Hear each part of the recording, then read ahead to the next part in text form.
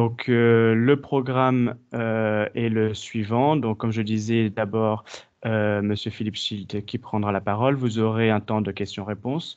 Ensuite, Vassile et moi présenterons les 15 appels de 2022 de cette destination. Puis, nous aurons le retour d'expérience de Sophie Maillet, suivi de questions-réponses, la session de pitch et la conclusion. Donc, sans plus attendre, je donne la parole à Monsieur Philippe Schild pour ne pas prendre trop de retard. Donc, la parole est à vous. Merci, Benjamin. Je pense que vous avez ma présentation. Je prends contrôle. OK.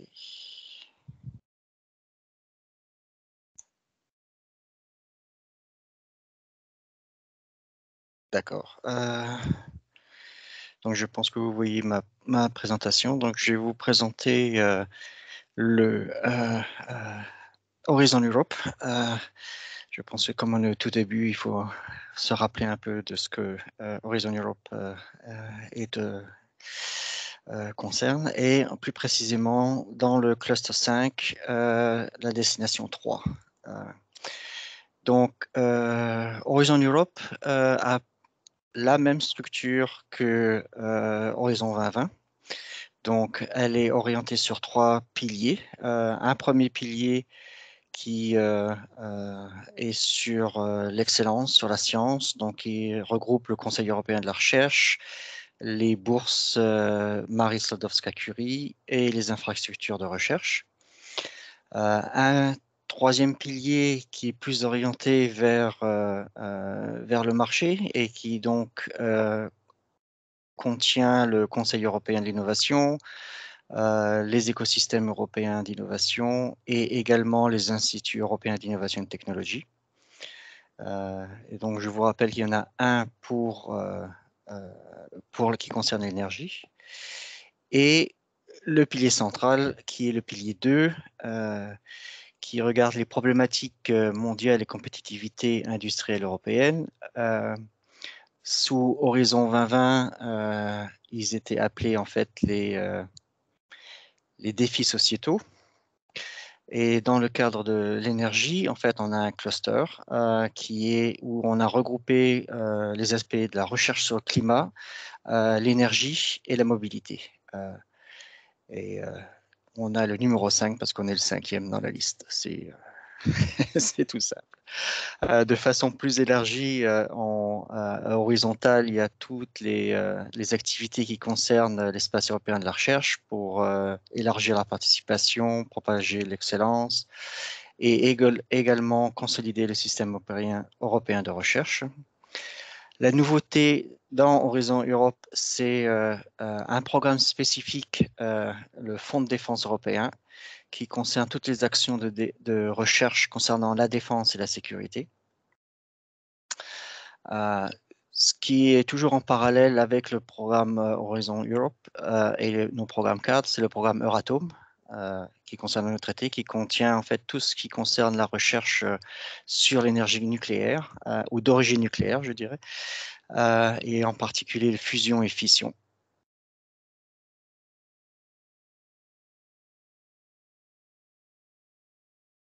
Pardon.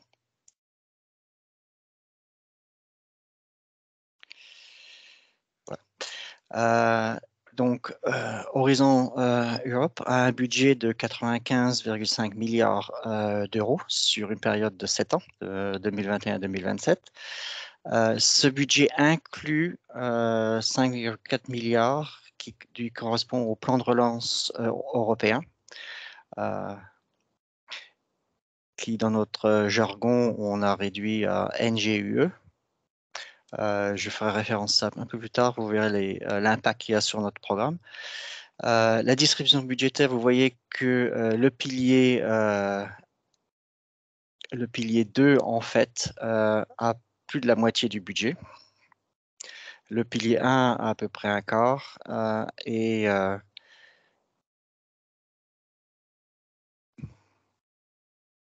il y a une boulette qui ne se présente pas, et le pilier 3 à peu près 13%. Donc, dans le cadre du pilier du cluster 5, notre base légale est sur les solutions climatiques et la climatologie, sur l'approvisionnement en énergie, sur les systèmes et réseaux énergétiques, sur les bâtiments et installations industrielles en transition énergétique, sur tout ce qui concerne les villes et communautés.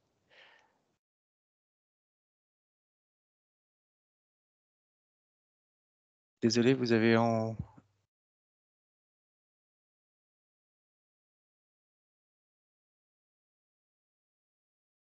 Ok, je continue. Sur le transport propre, sûr et accessible, sur la mobilité intelligente. Et tout ça concerne le cluster 5, pour lequel on a un budget sur 7 ans de 15 milliards d'euros. Ce 15 milliards d'euros est distribué dans notre programme de travail que je vais présenter plus loin, mais également distribué dans des partenariats européens institutionnalisés, comme les partenariats de Clean Hydrogen, sur le rail, sur Clean Aviation, sur et Air Traffic Management.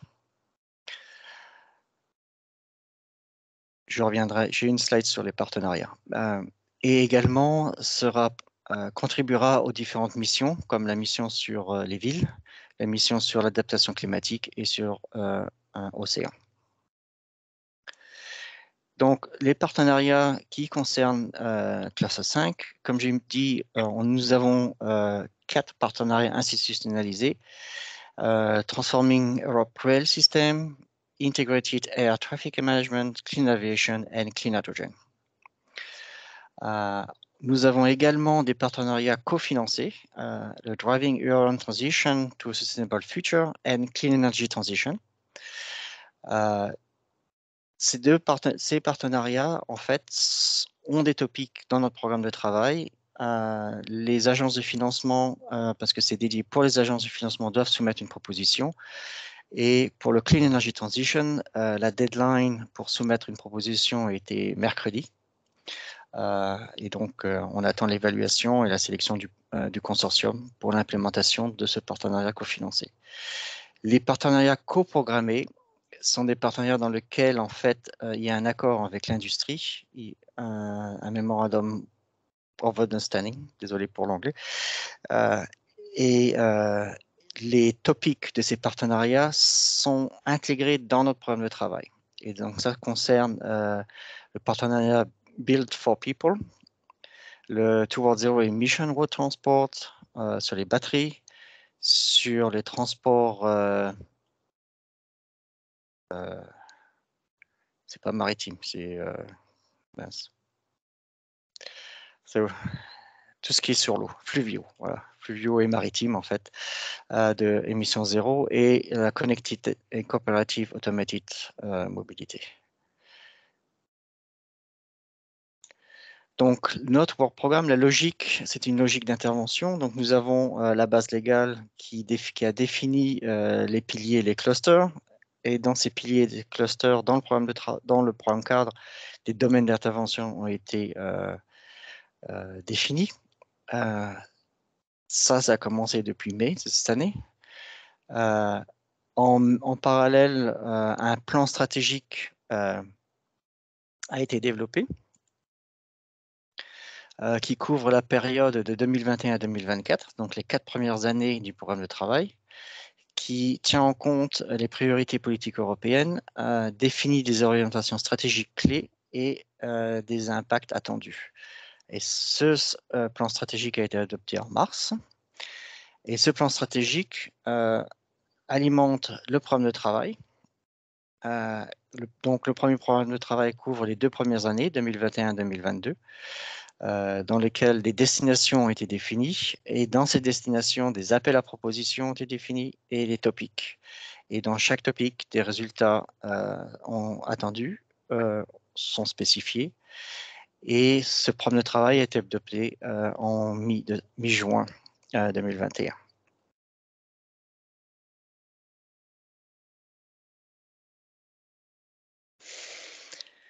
Donc, le programme stratégique, le plan stratégique définit, comme j'ai dit,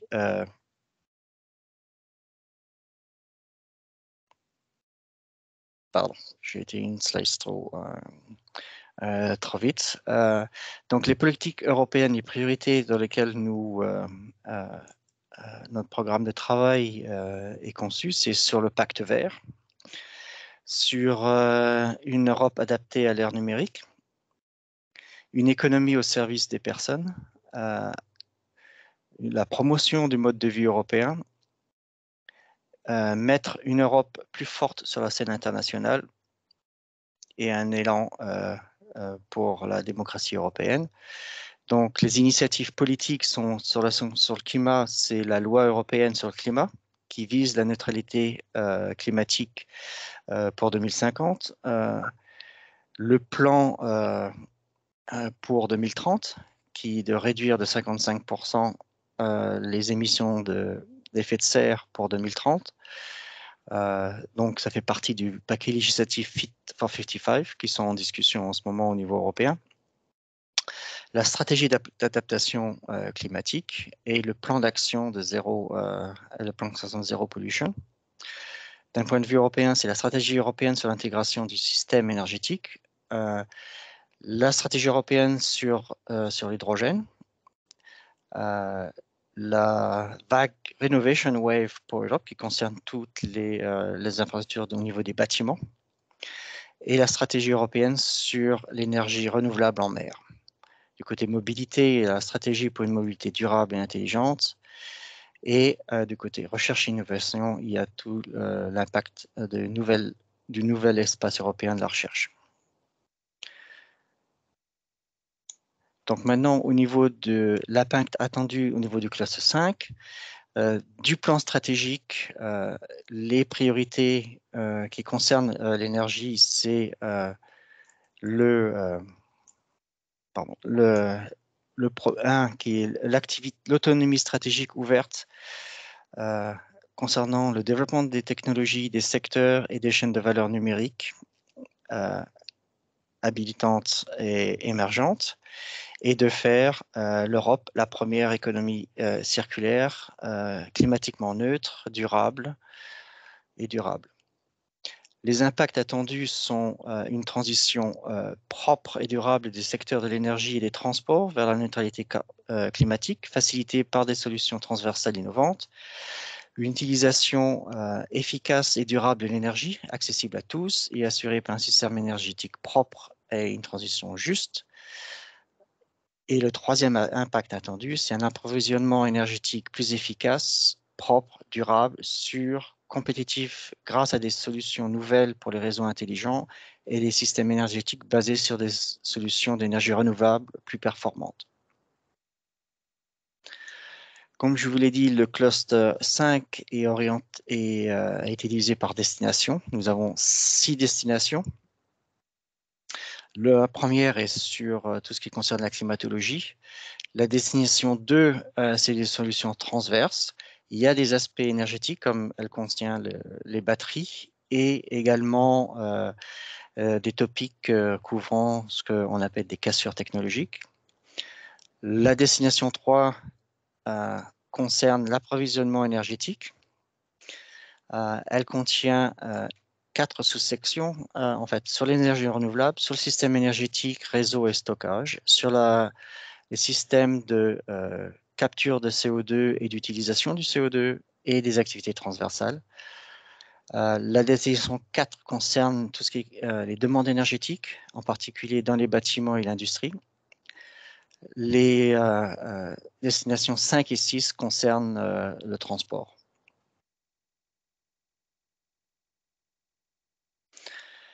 Donc, dans le cluster 5, qui définit ces impacts attendus, chaque sous-section a défini pour leur topic les impacts, et c'est ça qu'on vise, les topics visent.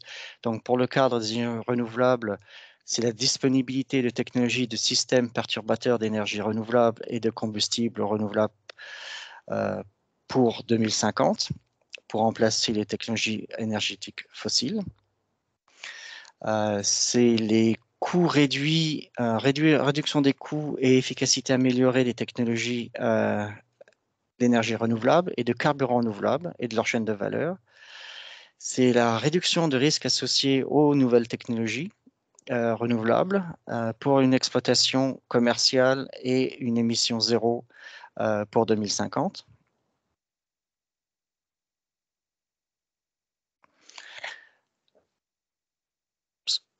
Trop rapide. La deuxième série d'impacts attendus dans les topics, c'est les meilleures intégrations des systèmes d'énergie renouvelable et des solutions basées sur des carburants renouvelables dans les secteurs de consommateurs d'énergie. C'est améliorer la base scientifique européenne et renforcer l'exportation européenne des technologies renouvelables grâce à une collaboration internationale. Donc, dans le premier programme cadre, c'est notamment avec l'Afrique et avec les pays qui font partie de Mission Innovation. Également, une durabilité accrue des chaînes de valeur des énergies renouvelables et des carburants renouvelables en tenant compte pleinement des aspects socio-économiques, environnementaux, conformément aux priorités du pacte vert. Et aussi une adaptation plus efficace sur le marché des technologies d'énergie renouvelable. Pour les réseaux énergétiques, les systèmes énergétiques, réseaux et stockage, les impacts attendus sont une résilience accrue du système énergétique basée sur des technologies améliorées ou nouvelles pour contrôler le système et maintenir la stabilité du système dans toutes circonstances. Une flexibilité et une résilience accrue du système énergétique. Une amélioration de la satisfaction des consommateurs et accroître la flexibilité du système pour permettre aux consommateurs de bénéficier de services énergétiques basés sur les données et en facilitant les investissements et leur engagement dans la transition énergétique par le biais de l'autoconsommation, de la réponse à la demande ou des investissements conjoints dans les énergies renouvelables. C'est soit par le biais de communautés énergétiques ou des micro-réseaux. C'est également des technologies améliorées de stockage d'énergie, en particulier le stockage de chaleur, mais aussi d'autres tels que l'électrochimique, la chimie, mécanique et électrique. Favoriser le marché européen de nouveaux services énergétiques et des modèles commerciaux, ainsi que des interfaces standardisées et ouvertes, testées et ouvertes. Je vais assez rapidement parce que tout ce texte, vous aurez la présentation et se trouve dans le programme de travail. Des solutions plus efficaces et efficientes pour le transport de l'énergie offshore grâce à de nouvelles technologies de transport d'électricité, notamment en utilisant les technologies supraconductrices, l'électronique de puissance et les solutions de réseau hybride avec courant alternatif, courant continu.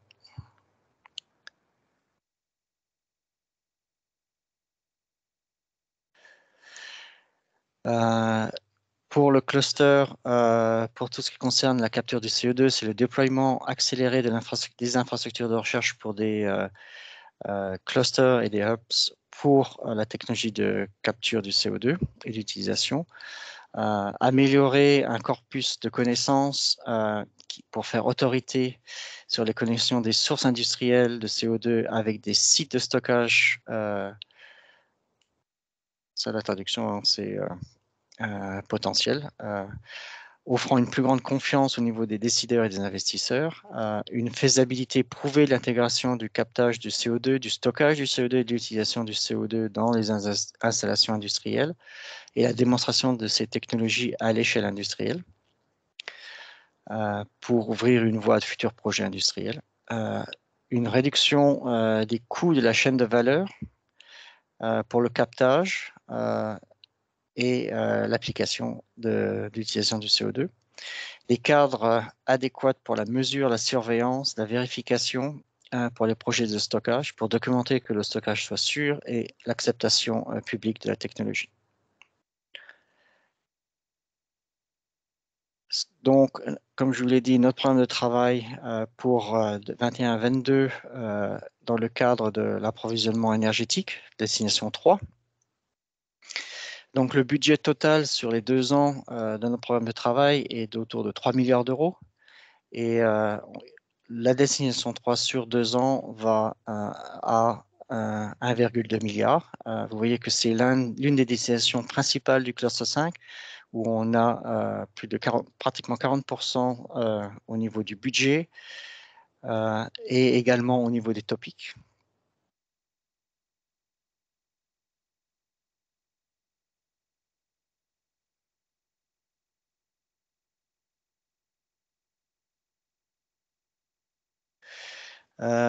Donc, au niveau des énergies renouvelables, l'objectif, comme je vous l'ai dit, c'est favoriser le leadership mondial des Européens dans les technologies et les services d'énergie renouvelable. Nous avons 20 topics en 2021 pour 335 millions. Il y aura 24 topics pour 2022 pour 368 millions. La plupart de ces topics, bien qu'ils sont mis comme étant en 2021, la deadline est en 2022, mais ça c'est à cause du délai qu'on a eu à l'approbation du programme de travail en début d'année.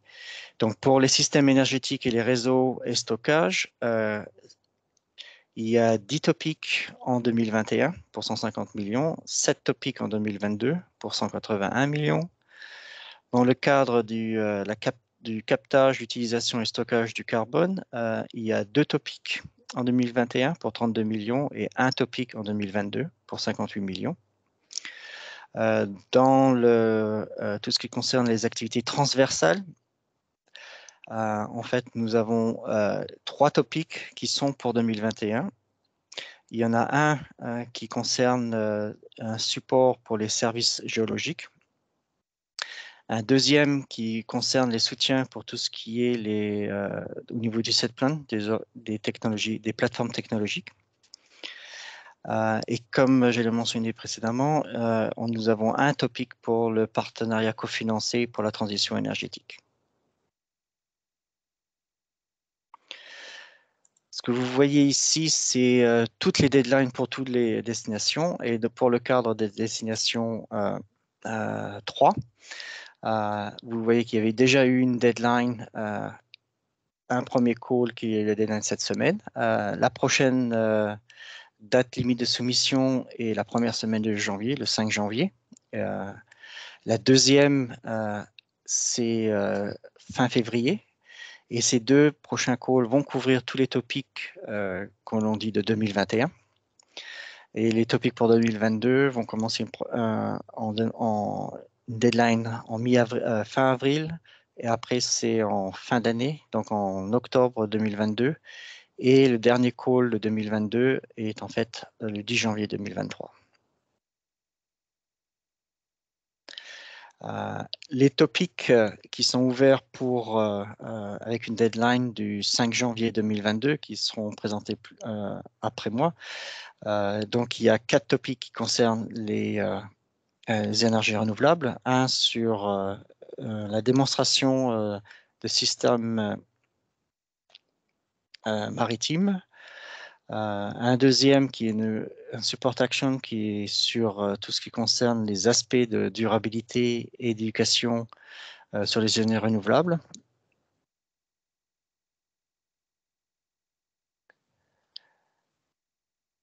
La troisième, c'est ce que nous appelons des Market Uptake Measures. C'est aussi une action de coordination. La quatrième concerne les photovoltaïques. Donc, c'est en regardant de nouveaux systèmes tandem high efficiency photovoltaïque. Il y a maintenant dans les réseaux, les autres topics vont concerner les réseaux. Donc, nous avons 3 démonstrations. Et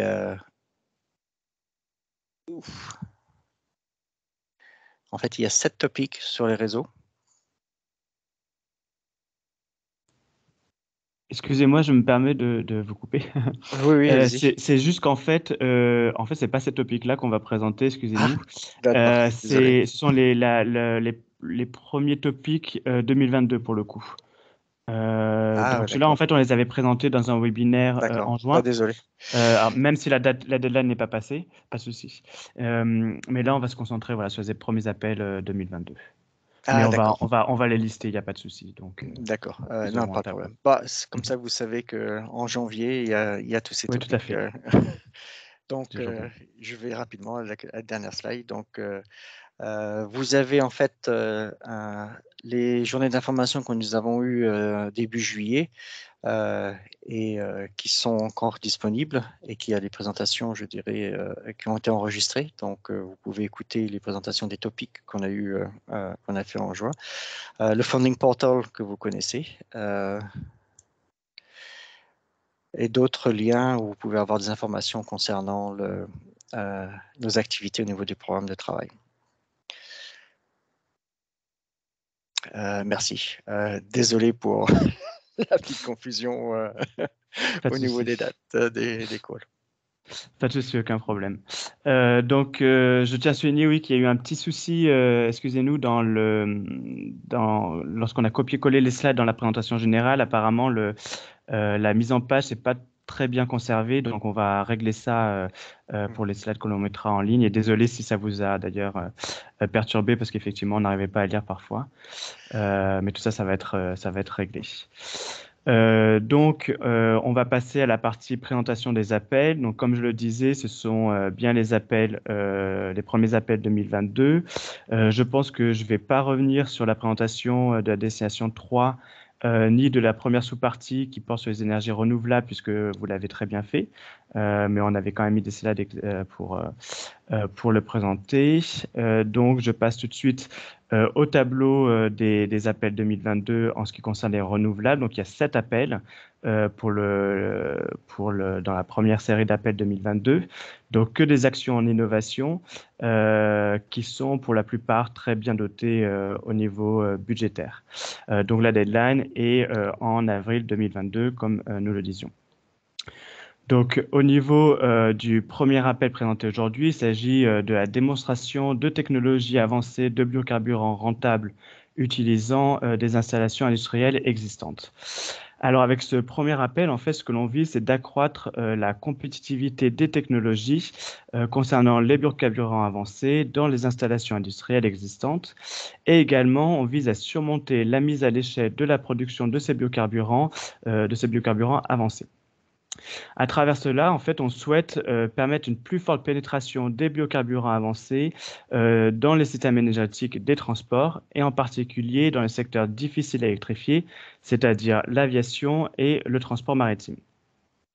Donc, avec ce projet, on vise tout particulièrement à réduire les dépenses d'investissement et d'exploitation, à diminuer les risques technologiques, à stimuler la mise à l'échelle et enfin à contribuer à l'adoption de cette technologie par le marché. Pour cela, donc la portée de cet appel, on vise en fait à faire la démonstration des technologies de biocarburants avancés rentables qui améliorent la viabilité économique de la production de ces biocarburants. Cela passera par exemple par la transformation innovante des usines existantes afin d'intégrer donc la production de biocarburants avancés. Enfin, les propositions qui répondront à cet appel devront aborder les avantages économiques des diverses transformations suggérées et fournir une documentation complète qui permette la reproductibilité de ces transformations.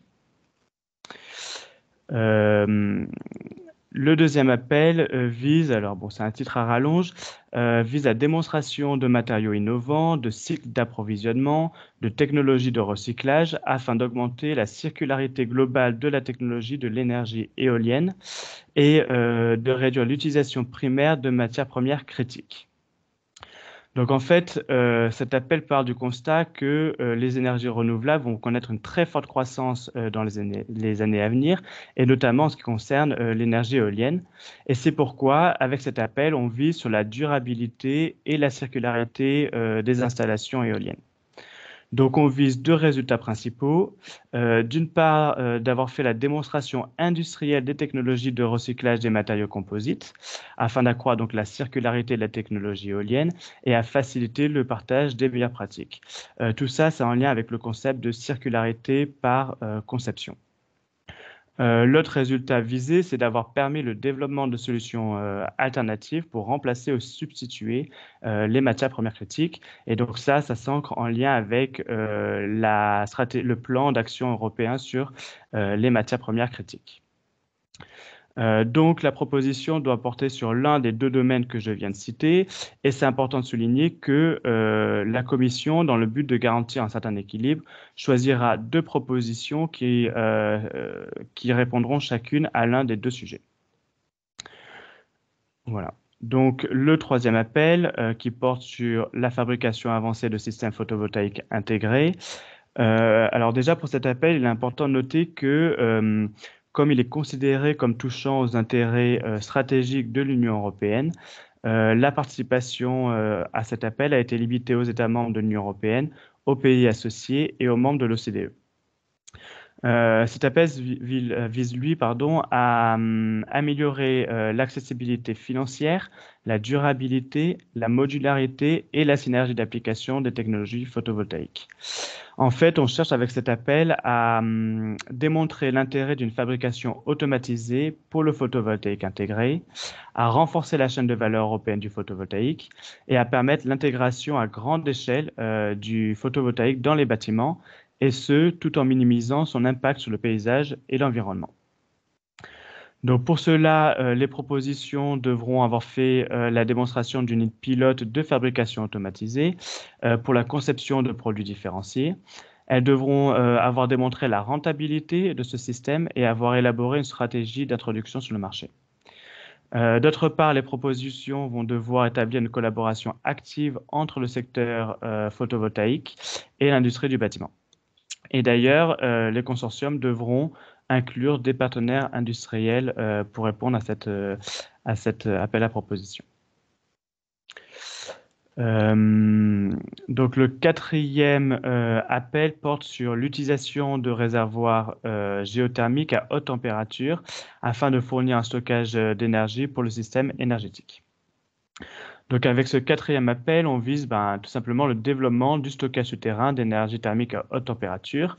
Je tiens à souligner que c'est une action d'innovation qui est dotée d'un budget de 20 millions d'euros pour un seul projet financé. Donc je crois que c'est l'action qui est la mieux dotée au niveau financier. Donc, à travers cet appel, on vise à améliorer la performance et la fiabilité des systèmes géothermiques, tout en réduisant le SIOI, donc le coût actualisé de l'énergie, et l'impact environnemental de ces derniers.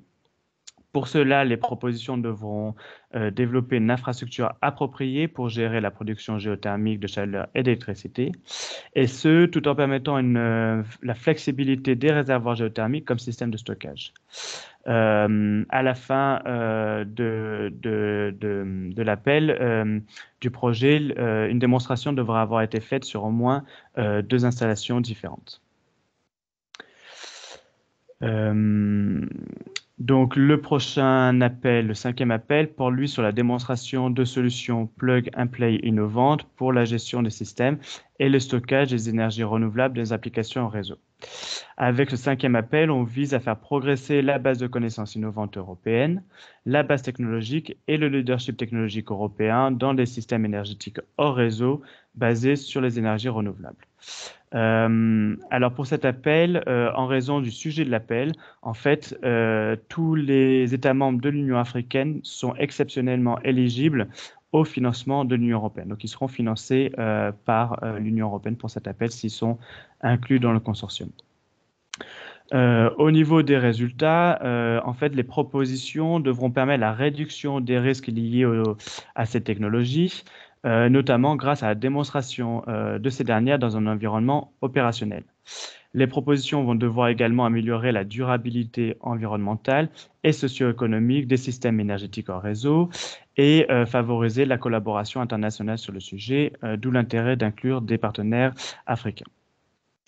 Donc la portée, les propositions vont devoir faire la démonstration de solutions innovantes prêtes à l'emploi pour la gestion des systèmes et le stockage des énergies renouvelables dans des applications en réseau.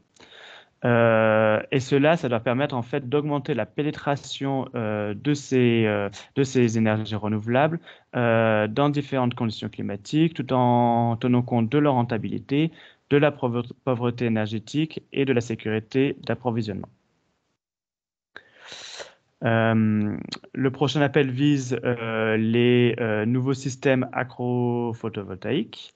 Alors là, de nouveau, c'est un appel qui est considéré comme touchant aux intérêts stratégiques de l'Union européenne et par conséquent, il n'est ouvert qu'aux États membres, aux pays associés et aux membres de l'OCDE. De nouveau, c'est un appel qui vise à améliorer l'accessibilité financière, la durabilité, la modularité et les synergies d'application des technologies photovoltaïques. Donc, ce qu'on vise à travers cet appel, c'est d'assurer à la fois la récolte de culture et d'électricité photovoltaïque, notamment afin de renforcer la chaîne de valeur du photovoltaïque en Europe et à minimiser l'impact du PV sur le paysage et l'environnement. Donc pour cela, les propositions vont devoir développer des systèmes agro-photovoltaïques intégrés ou non au bâtiment qui permettent des conditions de croissance appropriées aux cultures tout en produisant de l'électricité qui va couvrir les besoins énergétiques de l'exploitation. Les propositions vont devoir assurer la fiabilité et la reproductibilité des systèmes et également démontrer sa rentabilité. Donc nous passons au dernier appel sur les énergies renouvelables qui porte sur la démonstration de rotors, de pales et de systèmes de contrôle innovants pour les dispositifs d'énergie marémotrice. Donc ce dernier appel vise à améliorer la fiabilité et l'efficacité des rotors et des pales des hydroliennes afin de réduire la probabilité de défaillance et donc in fine en fait à diminuer le coût d'exploitation de ces systèmes. Dans ce contexte, les propositions vont devoir faire la démonstration d'une augmentation de la performance au-delà de 20% et de la fiabilité des dispositifs d'énergie marémotrice. Les propositions vont devoir également améliorer l'état des connaissances sur l'exploitation de tels dispositifs, réduire les coûts, améliorer la chaîne d'approvisionnement industrielle et attirer les investisseurs privés dans ce secteur. Pour cela, en fait, les propositions vont devoir développer des solutions innovantes de rotor et de pales, y compris des systèmes de surveillance de l'état des dispositifs d'énergie marémotrice, et ce, dans des conditions de mer réelles et pendant de longues périodes. Sont également inclus des sujets de calcul à haute performance et de numérisation dans cet appel, et les propositions devront compter dessus. Voilà, donc on passe assez rapidement parce que vous avez de toute façon les slides qui vous seront communiqués avec plus d'informations et tout ça c'est évidemment dans le programme de travail. Je donne la parole à mon collègue Vassili Youssoup qui va présenter les prochains appels. Tu peux prendre la main sur la présentation, je pense. Je peux prendre la main, ok. si tu veux. Non, peu importe. Ok, bonjour à tous. Ok, donc j'ai la main. Je vais passer rapidement également sur ce slide qui a été déjà présenté par Philippe Schild. Je veux juste dire que par rapport au tableau, donc il y a 8 appels à projets, 7 sur les réseaux et 1 sur CCUC. Vous allez retrouver tous ces objectifs dans les appels à projets. Et donc pour les réseaux et systèmes énergétiques, il y a principalement des appels à projets du type Innovation Action et une seule de recherche et innovation.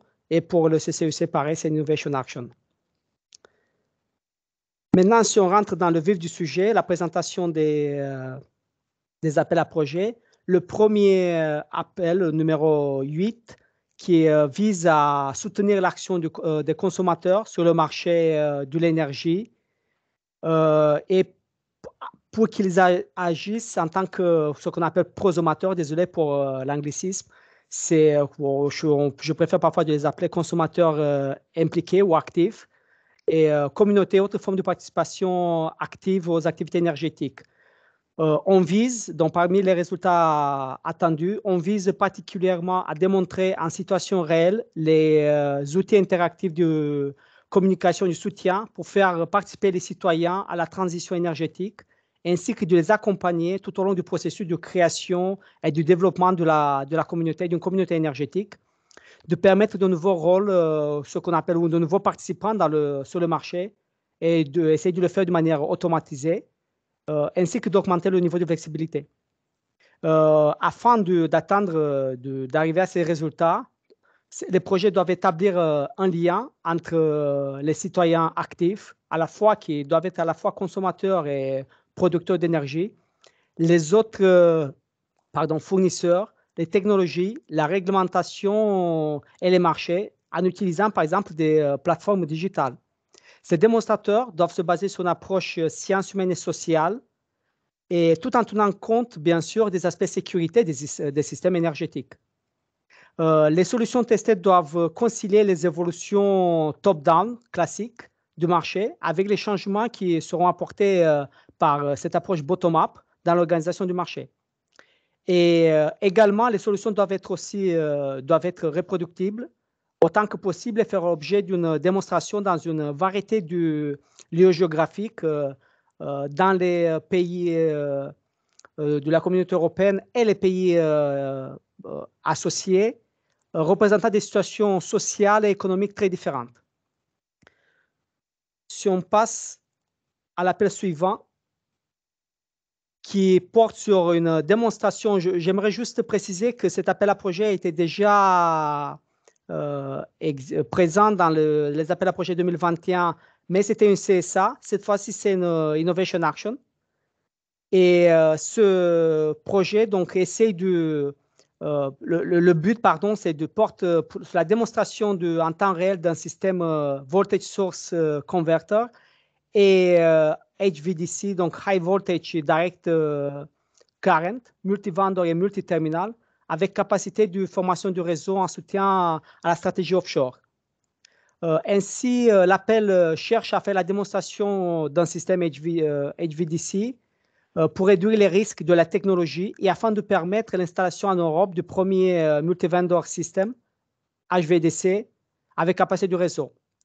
Également, il vise à adopter une nouvelle façon de concevoir l'architecture et la topologie du système énergétique européen, on et offshore, à fournir de nouvelles voies pour le développement de l'énergie offshore et le développement du réseau. La participation ainsi que des meilleures pratiques, expériences acquises et confiance de toutes les parties prenantes, qui sont les fabricants du système HVDC, du système de transmission, fabricants d'éoliennes et développement de parcs éoliens offshore. Pour arriver à ces résultats, le système HVDC garantira au moins les capacités suivantes, ou au mieux, un contrôle indépendant et total de la puissance active et réactive, soutien au système de courant alternatif faible, inversion du flux de puissance sans avoir besoin d'inverser les polarités de tension et une excellente réponse aux défauts du courant continu, une capacité de démarrage à froid. Je ne vais pas trop insister dessus parce que vous avez tout ça dans l'appel à projet et bon, j'avoue aussi que ce n'est pas vraiment mon domaine de prédilection. L'appel suivant porte sur la mise en place des solutions interopérables pour les services de flexibilité utilisant le stockage distribué de l'énergie. Cet appel vise à mettre en œuvre une nouvelle génération du système de gestion de l'énergie pour permettre au système de stockage d'énergie hybride de fonctionner comme un système de stockage d'énergie conventionnel avec des performances améliorées. Il vise également l'accord d'un large éventail de parties prenantes, y compris la communauté des véhicules électriques et d'autres sources de stockage, sur un protocole commun, mettre en place un protocole commun qui pourrait connecter les différentes applications du stockage, par exemple le système de gestion de l'énergie à domicile, les pompes à chaleur ou les véhicules électriques. Il vise à valider l'acceptation par les utilisateurs et la démonstration du concept garantissant la confidentialité, la responsabilité, la sécurité et la confiance dans les espaces de données connectés. Il vise également à encourager les citoyens et les entreprises européennes, en particulier les PME, à déployer le stockage, la facilité d'utilisation et par conséquent l'interopérabilité qui sont indispensables. Pour cela, les pilotes, au moins deux, doivent faire la démonstration du système innovant de stockage d'énergie, de l'énergie par batterie, BESS, et du système hybride de stockage, HESS, dans les foyers, dans les bâtiments, les communautés, les réseaux électriques autonomes et connectés avec les systèmes opérationnels de transmission ou de distribution, y compris le partage et l'exploitation des données en temps réel. Les projets ou le projet doivent permettre au système hybride d'atteindre une interopérabilité et des capacités plug and play similaires à celles d'un système classique à base de batterie, par batterie. Il vise également le déploiement et l'adoption de normes et de plateformes IoT pour les systèmes de stockage distribués en Europe. Pour l'appel à projet suivant, qui porte sur la démonstration de formes innovantes de stockage et de leur exploitation et intégration réussie dans les systèmes énergétiques et des architectures de réseaux innovants. On vise à démontrer ou faire la démonstration de technologies de stockage innovantes qui vont au-delà de l'état de l'art des solutions de stockage existantes. On vise à apporter de la disponibilité, robustesse et la sécurité accrue, du choix durable et efficace pour le stockage de l'énergie. Une démonstration de la disponibilité et de la fonctionnalité du système de stockage d'énergie innovant pour les conceptions du système et des applications spécifiques. On doit améliorer également la chaîne de la valeur européenne du stockage déjà établie, capable de contribuer aux objectifs de neutralité climatique de l'Union européenne. Elle cherche à mettre en place la création et l'amélioration des chaînes de valeur technologiques européennes avec un potentiel de coopération internationale et d'exploration des marchés. La démonstration d'analyse de rentabilité de conception du système réussi pour l'intégration du stockage de l'énergie. La démonstration de l'intégration effective du système de stockage d'énergie innovant ainsi que des chaînes de valeur. Et une garantie de la compatibilité du système et des normes du stockage de l'énergie distribuées pour la participation au marché de flexibilité. Pour cela, les propositions devront faire la démonstration du fonctionnement et de l'intégration réussie de solutions de stockage innovantes, autonomes ou combinées, par exemple chimiques, électriques, thermiques, mécaniques, y compris air ou liquide comprimé, supercondensateurs, solutions de stockage hydroélectrique innovantes et dans l'intégration des systèmes énergétiques et des architectures de réseau innovants. Les solutions doivent notamment explorer la manière comment ces solutions de stockage innovantes peuvent permettre et favoriser la pénétration réussie des énergies renouvelables dans le bouquet énergétique européen, dans plusieurs secteurs de demande importants, l'industrie, l'énergie, le transport, le résidentiel, l'agriculture, en assurant efficacement l'interface entre les énergies renouvelables et les besoins spécifiques du secteur de la demande. Et en outre, les technologies démontrées doivent inclure des interfaces permettant de connecter aux infrastructures existantes l'utilisation du site de stockage du gaz naturel pour le stockage d'hydrogène, par exemple, ou du biométhane, ou des infrastructures abandonnées, telles que des mines. Donc, l'important, c'est qu'on puisse utiliser les structures existantes. Pour les appels à projets suivants, qui portent sur la mise en place de solutions reproductibles pour un écosystème énergétique qui soit conforme aux normes intersectorielles. Dans cet appel à projet, on vise à fournir un catalogue de services et du potentiel de flexibilité des appareils sur mesure pour des groupes de consommateurs spécifiques. On vise à accroître la participation des consommateurs d'énergie au marché de la flexibilité du côté de la demande en réduisant les obstacles à l'entrée et les coûts de transaction. On vise à fournir des solutions et des produits interopérables viables, disponibles à tous les niveaux du réseau, y compris dans les foyers. On vise à créer un écosystème intersectoriel dynamique en mobilisant avec succès la réponse à la demande et en démontrant les possibilités des nouveaux services fournis par les PME ainsi que les jeunes entreprises. On vise également à créer des places du marché durable basées sur un catalogue complet d'appareils, du service et de solutions matérielles et logicielles intelligentes en matière d'énergie conformes à un ensemble de normes d'interopérabilité minimale. Et enfin, on vise à démontrer le potentiel d'une adoption durable sur la base de composants et de solutions pilotées en situation réelle. Pour arriver à cette fin, les propositions devront promouvoir l'adoption devront promouvoir l'identification d'un ensemble de normes ouvertes pour l'interopérabilité minimale sur la base des résultats de multiples projets de recherche et d'innovation et du développement technologique existant, ainsi que de fournir, par exemple, de nouveaux modèles d'entreprise soutenus par des solutions interopérables innovantes qui soient rendues possibles par la connexion du système provenant de différents secteurs. Les solutions, un autre point important, c'est que les solutions initialement développées dans le cadre d'un projet pilote dans un pays devront être testées en situation réelle dans au moins 2 autres pays. L'appel à projet suivant, c'est le seul appel à projet du type recherche et innovation. Il porte sur le développement des outils de modélisation, d'optimisation et de planification des systèmes énergétiques. Et parmi les résultats attendus, le projet vise à fournir aux autorités publiques et aux opérateurs du réseau régionaux, nationaux et européens des modèles open source, personnalisables des composants du système énergétique, ainsi que des outils permettant d'assembler ces modèles de composants en modèle du système énergétique, intégrant les infrastructures liées à tous les vecteurs énergétiques dans une zone géographique donnée avec des capacités de modélisation statique et dynamique.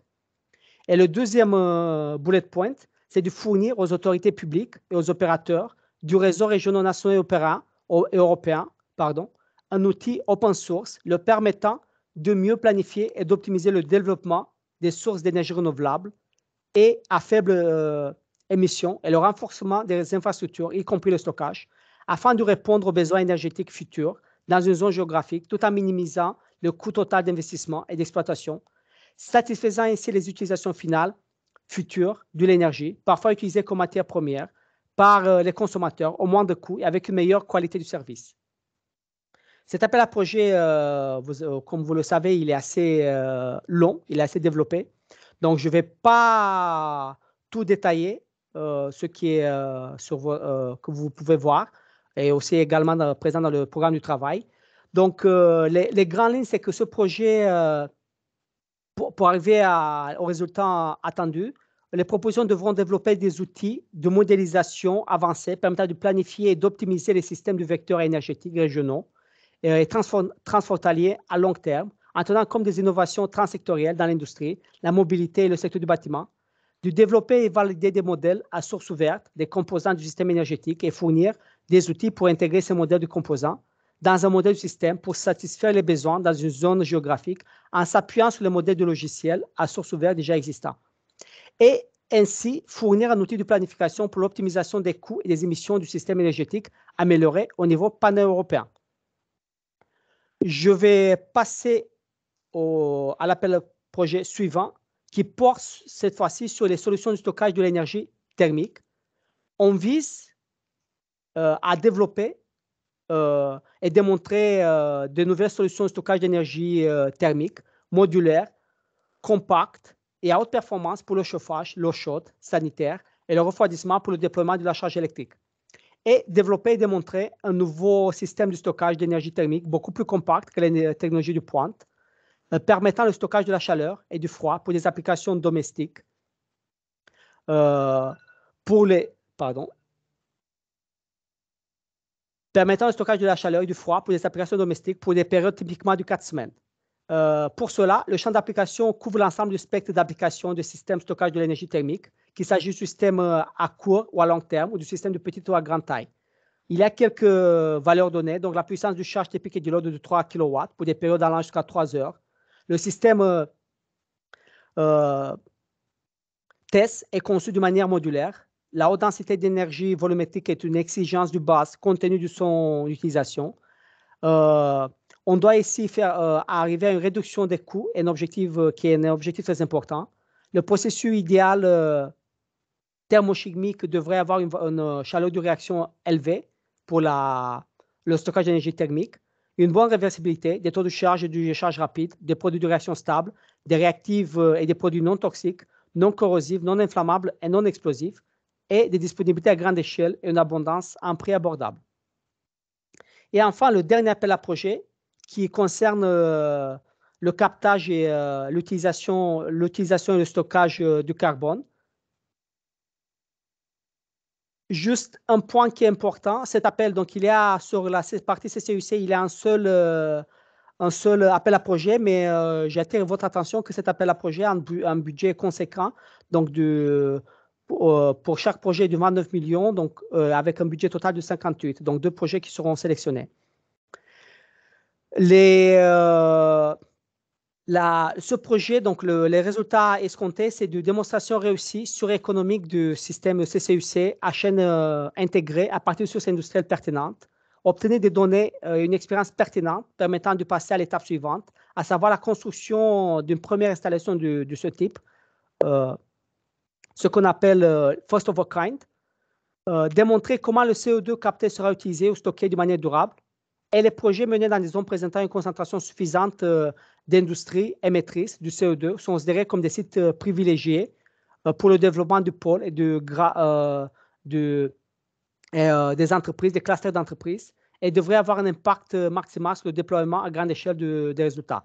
Pour cela, on doit démontrer la chaîne intégrée de technologies matures de captage du CO2 dans des installations industrielles, dans la perspective du stockage et de l'utilisation. Également, on doit traiter les aspects importants suivants.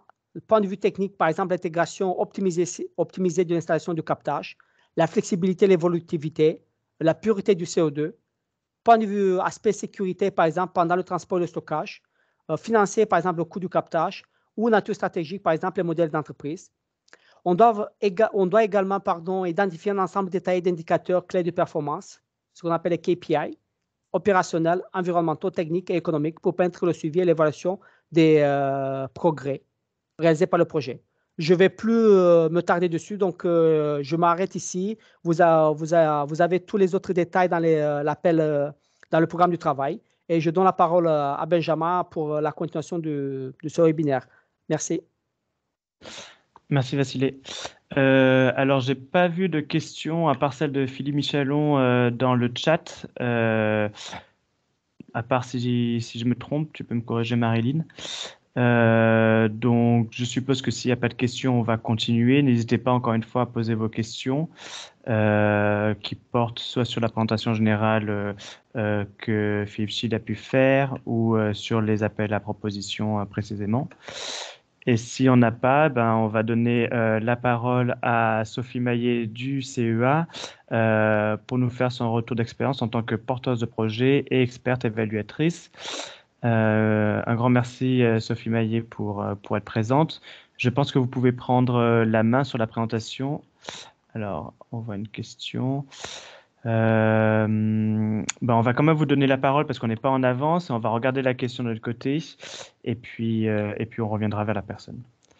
Donc la parole est à vous, Sophie.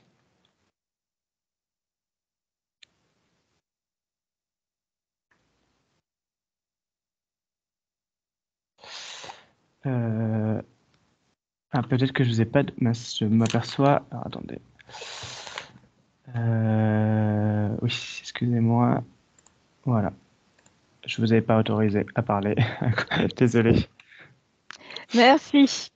Ouais. Donc, alors attendez, hop, je reprends un peu plus je vais le mettre en plein écran parce que sinon je vois pas grand-chose sur mon petit écran. Passer en mode plein écran. Voilà. Donc, effectivement, je vais vous présenter un petit peu mon expérience, donc que ce soit dans les montages, l'évaluation des projets et une rapide approche aussi sur la coordination et le bénéfice de la coordination. Comment je fais passer les... Ah, c'est peut-être avec ça. Prendre le contrôle. Voilà. Excusez-moi, je n'avais pas tout géré. Voilà, donc le projet, il va partir effectivement de l'idée et de l'identification du call. Donc, c'est ce que l'on fait aujourd'hui, effectivement, par exemple, en écoutant ce webinaire où on a présentation des prochains appels à projets. Après, effectivement, il y a une étape de montage, d'évaluation, de la préparation du grand agreement, si la proposition a été acceptée, le démarrage du projet et après, effectivement, le projet tourne et on passe sur les étapes de rapport technique et financier qui nous permettent de valider le travail qui a été réalisé et d'être payé vis-à-vis de ce qui a été réalisé après les différents rapports techniques d'avancement. Et après, effectivement, c'est la clôture du projet. Du point de vue du montage, effectivement, ce qui intervient, on va monter le projet. Si on se positionne en coordinateur, donc là, je passe au slide suivant. Le coordinateur, c'est celui qui va normalement apporter l'idée du concept avec l'aide d'autres partenaires du core group. Et l'idée, c'est effectivement d'apporter une solution innovante de création, d'avoir de l'expertise pour pouvoir montrer que l'on est les meilleurs pour pouvoir répondre à cet appel à projet. Il va être nécessaire pour le coordinateur aussi d'identifier les partenaires du projet, former vraiment un réseau et représentant, donc permettant de répondre aussi aux prérogatives des appels à projets, hein, c'est-à-dire un nombre de pays et de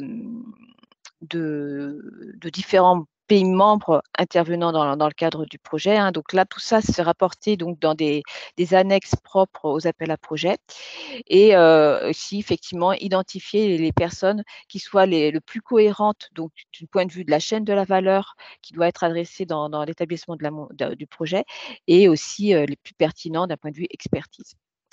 Il faut faire, effectivement, quand on monte un projet, il faut faire adhérer les partenaires aussi à l'idée qu'on propose, mais aussi les écouter pour pouvoir faire évoluer l'ensemble de la proposition sur un résultat le plus parfait possible.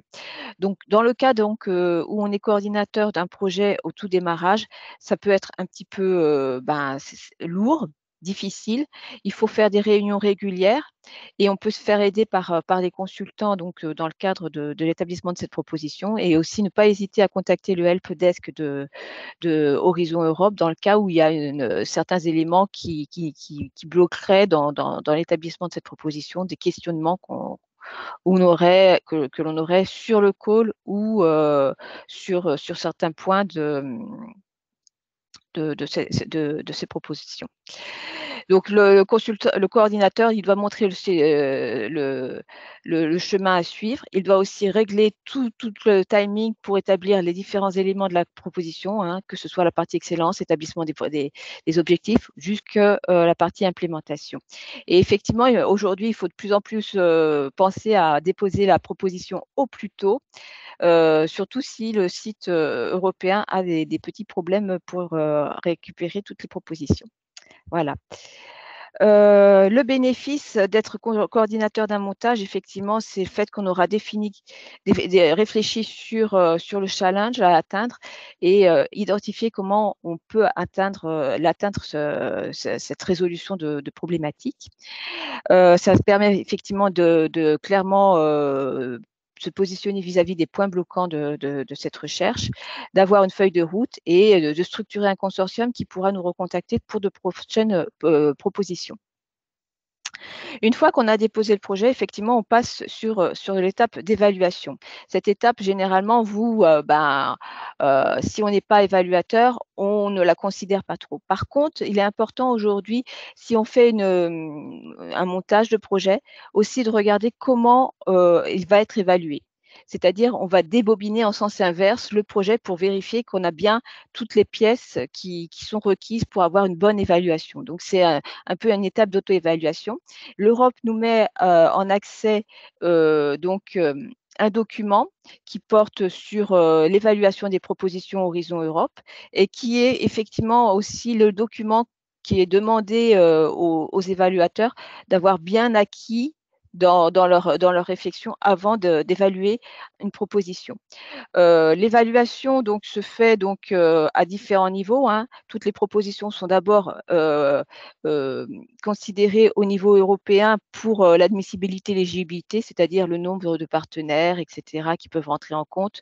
Il y a aussi la taille du document qui va être considérée, hein. Aujourd'hui, on est plutôt sur des propositions qui doivent être de 45 pages. Toutes les pages qui sont au-delà de 45 pages ne seront pas visibles pour l'évaluateur. hein. L'évaluateur va intervenir de façon individuelle, c'est-à-dire qu'il est seul face à plusieurs propositions, hein, généralement. Et après, il va commencer à faire sa propre évaluation. Et après, c'est l'étape de consensus où à ce moment-là, 3 évaluateurs ont travaillé sur la même proposition et vont pouvoir échanger, sur leur approche. C'est-à-dire qu'on aura un rapporteur au global qui, qui va concaténer les différentes évaluations. Donc, on est bien parti quand on a tous la même, approche, si sur certains critères pour dire que c'est bon ou que c'est pas bon. Par contre, effectivement, dans certains cas, et c'est pour ça qu'on est plutôt 3 dans cette évaluation, dans certains cas, ben, il faut, arriver à justifier pourquoi l'un pense que tel critère est mal adressé et l'autre pense qu'il est suffisamment bien adressé. Donc, c'est l'étape de consensus. Après, une fois qu'on a passé à l'étape de consensus, la version de l'ESR est établie et on passe sur le panel review pour avoir le classement entre les différentes propositions. Voilà. Donc, les différents paramètres qui sont considérés, c'est ceux effectivement que vous avez aussi dans la proposition, c'est la partie excellence, la partie impact et la partie implémentation. On peut voir qu'il y a des éléments importants qui vont rentrer en compte dans ce cadre-là. Les objectifs doivent bien être définis avec des éléments qui permettent de les mesurer, hein. C'est souvent ce qu'on appelle aussi les Key Performance Indicators. La méthodologie, comment on va mettre en place notre action. Plus fortement considéré maintenant dans Horizon Europe, ce sont les dimensions hommes-femmes dans le cadre du projet et plutôt particulièrement de la recherche qui est menée et de l'innovation qui va être menée et aussi toutes les méthodes de pratique associées à la science ouverte. L'impact, il va falloir démontrer aussi comment on va atteindre ces impacts vis-à-vis des résultats qui seront obtenus dans le cadre du projet et donc à partir de ces résultats, comment ils vont pouvoir avoir un effet sur l'ensemble de différents domaines qui sont mentionnés dans le cadre de l'appel à projet en introduction, mais aussi au global, hein. Il peut y avoir il est nécessaire aussi de voir beaucoup plus large, donc en abordant au global des aspects de la destination et des aspects relatifs au Green Deal, hein, c'est-à-dire l'environnement et certains aspects économiques. Voilà. Il est aussi nécessaire de considérer l'aspect de la dissémination au niveau pour cet impact et comme on pourra le voir, c'est un des points importants aussi pour évaluer les éléments. Et enfin, donc effectivement, la partie implémentation, ce qu'il faut voir, c'est qu'aujourd'hui, dans le cadre de Horizon Europe, on intègre dedans la présentation des partenaires et comment ils vont pouvoir contribuer de façon efficace et quelle est la puissance de notre consortium pour la proposition. C'est ce qui était présenté précédemment dans la partie 4-5 des propositions H2020. Donc, on est effectivement évaluateur individuel. On va chercher les erreurs des différentes propositions, voir leurs faiblesses. Si effectivement, est-ce qu'il y a trop de ressources qui sont mises en œuvre pour pouvoir atteindre certains résultats? Donc là, ça peut être des éléments qui peuvent être considérés comme négatifs dans l'évaluation aussi. Donc, il y a 5 degrés d'évaluation, hein, de 0 à 5, 5 étant excellente. Et ces éléments sont rapportés donc, dans l'Evaluation Summary Report. Donc ça, j'en ai déjà parlé. Donc, le premier élément important à considérer dans la partie excellence, c'est est-ce que les objectifs sont mesurables et vérifiables? Pourquoi c'est important quand on va développer donc justement cette proposition? C'est que ce sont les éléments qui, après, quand on sera coordinateur du projet, s'il est accepté, nous permettront de suivre l'évolution du projet. Ce sont vraiment nos indicateurs à suivre, hein. Et donc, bon, tous ces éléments-là, vous en avez certaines questions qui sont introduites dans le cadre du template quand vous faites la proposition, mais il faut bien se repositionner après avec cette liste de contrôle pour vérifier on a bien répondu à toutes les questions qui seront évaluées, hein, tous les critères qui seront évalués. Donc là, je vais passer rapidement parce que je pense qu'on est un petit peu en retard. Pour l'impact, c'est pareil, hein. Il est nécessaire effectivement de valider les impacts et les résultats liés au topic, hein. Donc, c'est les outcomes qui sont associés au projet et dans l'appel à projet, et élargir toujours à la destination associée au work programme, hein. Ne pas oublier de bien regarder la destination et de l'intégrer dans notre démarche vis-à-vis de l'impact. Pour l'impact, il y a deux parties, hein. Il y a une partie qui est aussi reliée à la dissémination, l'exploitation et la communication. Ici, il faut faire bien attention de faire une proposition de dissémination, d'exploitation et de communication qui est vraiment spécifique à la proposition. Ne pas faire du copier-coller, parce que clairement, si c'est du copier-coller, à ce moment-là, ça veut dire qu'on n'a pas pris en compte l'importance de cette dissémination. Et elle doit bien être spécifique, c'est-à-dire associée au mode et au développement du projet. Donc là, on a un exemple qui est rapporté dans le document de l'Europe, effectivement, sur comment écrire un impact et l'approcher, cet impact, hein. C'est ce cheminement qui doit être démontré dans la partie impact. Aujourd'hui, donc, pour les propositions IA, donc Innovation Action, le critère de l'impact est de 1,5 par rapport aux autres critères. Donc, c'est important de le prendre en considération. Et donc, on voit bien qu'il y a des résultats qui seront présentés, hein, c'est ce qu'on appelle les outcomes, et la deuxième partie qui sont les impacts associés à ces outcomes, c'est-à-dire les résultats vont générer des impacts dans l'ensemble de notre environnement, de notre société. Enfin, la dernière partie qui est évaluée, c'est la partie implémentation. Et là, donc, on retrouve des éléments qui sont dans comment on va devoir monitorer, donc suivre la coordination a posteriori. Donc, c'est au travers de ce plan de travail qui va être apporté. C'est pour ça qu'il est important d'avoir des jalons et des livrables bien définis. J'insiste sur ce point-là parce que, bon, moi, d'expérience, on monte plusieurs projets, etc. D'expérience, la partie jalon, souvent, le coordinateur nous demande rapidement, bon, vous ne pouvez pas me trouver 2-3 milestones pour chacun des Word Packages. Donc, c'est souvent très négligé. Et en fait, ce qu'il faut voir, c'est que le milestone, c'est un jalon, donc, hein, en français, et ça doit nous amener à avoir transmission d'un des résultats d'une tâche vers d'autres tâches. Et donc, c'est vraiment la borne, le bornage sur une route qui va nous permettre de suivre là où on doit aller. Et donc, c'est pour ça que c'est important de le prendre en considération parce que ça sera les éléments de coordination qui seront utilisés a posteriori. Et si on ne les trouve pas correctement définis, ça veut dire que pour l'évaluation, ça sera mal perçu. Autre point qui est important, ce sont les risques critiques dans le cadre du projet. C'est aussi un point où souvent on arrive à considérer ces risques critiques juste à la fin parce qu'on n'a pas le temps dans l'écriture de la proposition. Et finalement, c'est un des points importants parce que quand le projet va fonctionner, il ne faut pas qu'on se retrouve avec un risque qu'on n'a pas évalué et sur lequel on n'arriverait pas à solutionner. Hein, ça bloquerait automatiquement le développement du projet. Donc, il faut bien réfléchir à ce niveau-là et proposer des solutions alternatives qui seront mises en œuvre.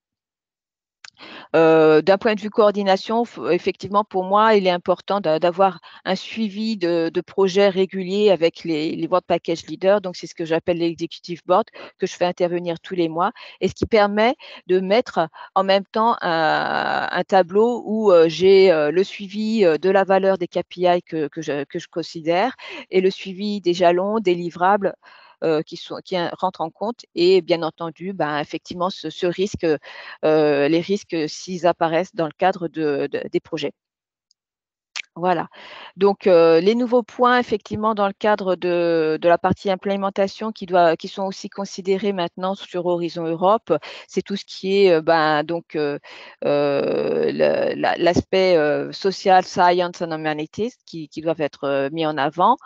Les aspects d'infrastructures critiques, la chaîne de la valeur qui doit être bien montrée et montrer qu'il n'y a pas de redondance d'activités, de tâches, mais bien un suivi et une complémentarité, qu'il n'y ait pas d'éléments manquants pour pouvoir réaliser l'ensemble des actions. Voilà. Donc ça, c'était l'aspect donc de considérer et d'auto-évaluer sa proposition. Et après, donc effectivement, donc on passe sur une étape de démarrage du projet. Donc c'est le kick-off meeting. On a le préfinancement qui est mis en place. Les rapports techniques et financiers qui sont des étapes importantes. Maintenant, c'est plus ou moins deux rapports techniques et financiers qui sont évalués lors des propositions avant la clôture, et qui effectivement nous permettent de vérifier là où on en est, si on doit réviser la proposition, quels sont les risques qu'on a engagés aujourd'hui sur certaines étapes de réalisation. Voilà. Et enfin, donc pour finir cette présentation, être coordinateur de projet, c'est quoi? En fait, ce qu'il ne faut pas oublier, c'est quand vous êtes coordinateur d'un projet, vous n'êtes pas seul, vous avez toute une équipe en face de vous. C'est pour ça qu'il faut bien identifier son consortium dès le départ. Et aussi, ce qu'il faut savoir, c'est que quand vous allez être coordinateur, vous aurez toujours un allié, c'est le project officer, avec qui vous devez travailler, échanger pour pouvoir expliquer tous les problèmes qui interviennent dans le cadre du projet, pour pouvoir être à temps justement pour expliquer quand il y a un partenaire vous demande pour modifier des éléments sur sa partie financière, etc. Vous faites remonter au project officer et à ce moment-là, ça va fluidifier tous les échanges et ça va permettre que au moment où on aura la partie financière évaluée sur la première période ou la deuxième période du projet, on ait déjà toute la justification et ce qui permet de valider rapidement le remboursement des dépenses engagées sur la période précédente. Vous êtes aussi avec une équipe, c'est plus particulièrement avec les World Package Leaders avec qui vous allez interagir, étant donné à ce moment-là, vous les rencontrez quasiment tous les mois, en distanciel certes, mais pour échanger sur le projet, pour valider les différents avancements dans le cadre des tâches. Vous avez aussi des réunions régulières avec les World Package Leaders et leurs équipes sur la réalisation du World Package en question pour pouvoir voir bien l'interaction interne qu'il y a au niveau de chacun des World Packages.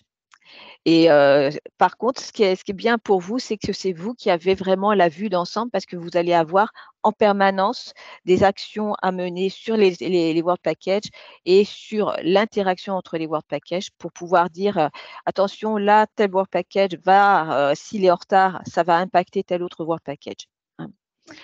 Vous devez aussi avoir quand même, si vous êtes coordinateur, des équipes support financières, juridiques et en communication associée effectivement aux partenaires en charge de la communication.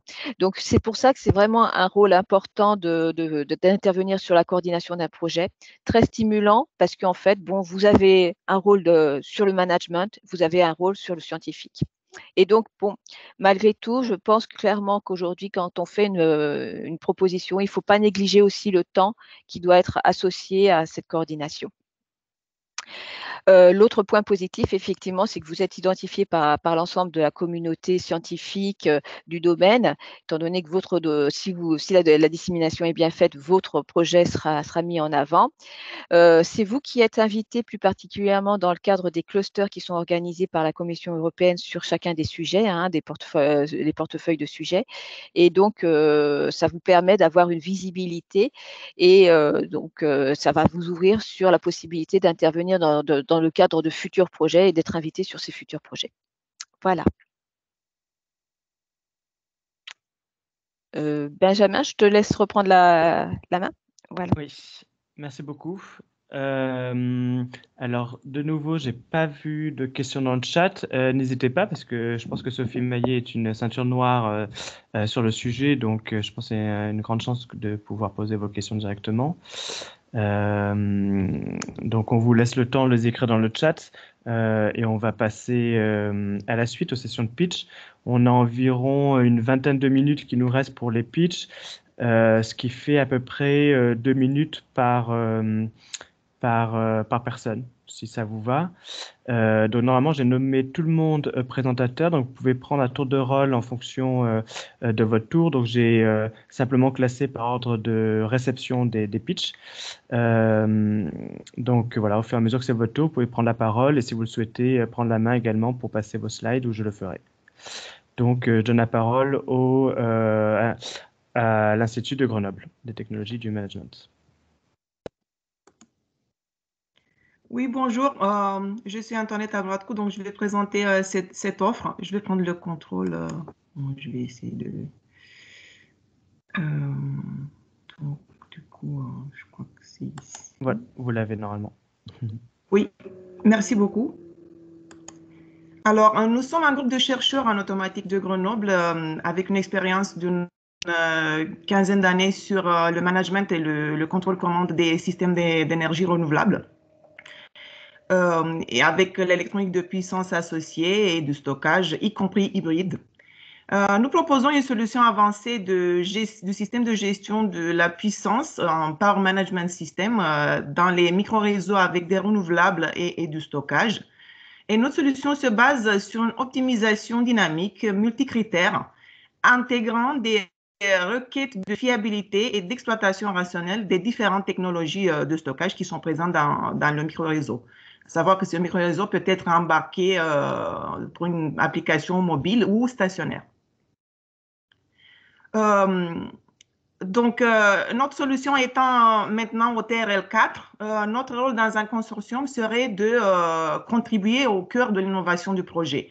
Et donc, nous cherchons des partenaires intéressés à nous offrir les conditions pour une mise à l'épreuve de notre PMS sur des cas d'usage concrets du monde réel, sur des sites pilotes.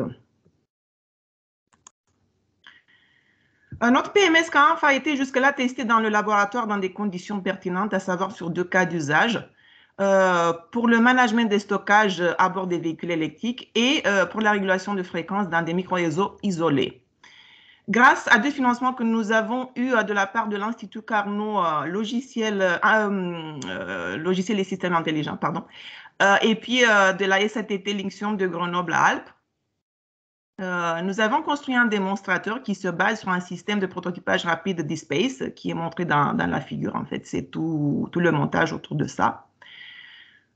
Et CANF a démontré des performances dynamiques et de robustesse nettement supérieures à l'état de l'art. Et nous avons démontré aussi dans le cas d'usage de régulation de fréquence une prolongation de plus de 50% de la durée de vie des batteries lorsqu'elles sont hybridées par des supercapaciteurs grâce à l'utilisation de CANF. Le principe de notre PMS CANF est aisément portable sur d'autres cas d'usage. En vertu de sa conception automatisée dans l'environnement logiciel MATLAB Simulink qui est suivi de la traduction automatique du code et du téléversement sur un microcontrôleur cible. Il est aisément embarquable, du coup, c'est ce qu'on avait vérifié aussi. Il est aisément embarquable sur un microcontrôleur d'usage général. En l'occurrence, ça a été un Texas Instruments pour nous. Du coup, je suis à la fin, en fait. Je crois que j'ai déjà consommé les 2 minutes. Donc, en fait, je voudrais appuyer le fait qu'on est des chercheurs dans le laboratoire de Grenoble Institut d'ingénierie et de management. Donc, on est en permanent contact avec un écosystème d'innovation très dynamique, celui de la région grenobloise, et nous apportons notre expérience et savoir-faire de conception et validation des contrôles commandes pour une palette assez large d'applications comme l'intégration réseau des renouvelables, la coordination des stockages, la gestion des flux de puissance à bord de véhicules électriques, je peux continuer. Et donc, nous affirmons notre volonté de faire bénéficier la transition énergétique de nos innovations. Merci beaucoup. Eh bien, merci beaucoup. Alors, on ne va pas trop tarder. Je passe tout de suite la parole à FanVoice. Oui, bonjour à tous. Bonjour. Alors, je vais prendre le contrôle. Alors, je me présente rapidement. Je suis Sophie Demont. Je suis manager innovation chez FanVoice et en charge des projets européens. Alors, qu'est-ce que c'est FanVoice? En fait, c'est une plateforme participative qui permet d'organiser des brainstorming géants avec une très large communauté d'utilisateurs. En fait, elle permet d'engager des citoyens dans des processus participatifs dans l'objectif de récolter leurs idées, leurs opinions pour améliorer les produits et les services, par exemple, qu'on peut proposer, que les marques peuvent proposer, les marques ou les chefs de projet. Et la plateforme, en fait, permet de connecter les consommateurs et citoyens et les organisations à travers des communautés. La grande force de cette plateforme, c'est qu'en fait, on utilise de l'intelligence artificielle pour catégoriser automatiquement un très grand volume de feedback de citoyens, de contributions de citoyens, qui permet d'analyser beaucoup plus facilement le type de réponse qu'on pourrait avoir à des enquêtes ou à des